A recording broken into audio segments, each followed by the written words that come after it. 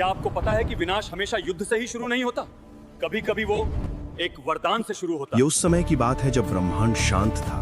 देवता स्वर्ग में थे, ऋषि यज्ञ कर रहे थे और इंद्र स्वयं को अजेय समझते थे। लेकिन किसी को यह आभास नहीं था कि ये शांति सबसे खतरनाक तूफान से पहले की थी। असुर बुरे नहीं थे, वे भी उसी सृष्टि का हिस्सा थे।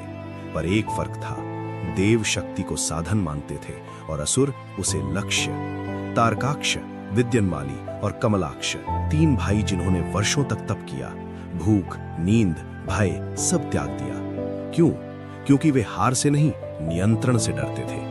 जब ब्रह्मा प्रकट हुए तो असुरों ने अमरता नहीं मांगी, उन्होंने कुछ और मांगा, कुछ ऐसा जो सुनने में आसान लगे लेकिन असंभव हो।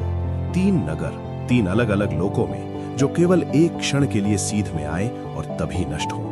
ब्रह्मा ने वरदान दे दिया और उसी क्षण विनाश की तारीख लिख दी गई। मय दानव ने त्रिपुर बनाए, सोने का, चांदी का और लोहे का।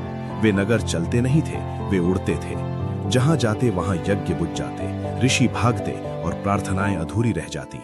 ये युद्ध नहीं था, ये डर का राज था। इंद्र ने वज्र उठाया पर वज्र गिर गया। अग्नि जली नहीं, वरुण बह नहीं सके, वायु थम गई और पहली बार देवताओं ने महसूस किया कि वे सब कुछ नहीं है।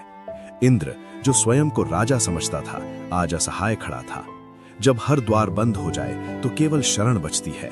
देवता कैलाश पहुंचे जहां शिव ध्यान में थे। न क्रोध न चिंता, केवल मौन। और वही मौन सबसे बड़ा उत्तर था। शिव क्रोधित नहीं थे, वे जागृत थे। उन्होंने कहा नहीं, बस उठे, क्योंकि जब अधर्म सीमा लांघता है तो शिव को कुछ कहना नहीं पड़ता। ये कोई साधारण युद्ध नहीं था।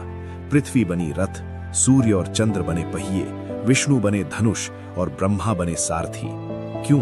क्योंकि ये युद्ध किसी एक का नहीं, पूरे ब्रह्मांड का था। और फिर वो क्षण आया, तीनों त्रिपुर एक सीध में। शिव ने देखा, सोचा और छोड़ा, सिर्फ एक बाण। न युद्ध न चीख, बस भस्म।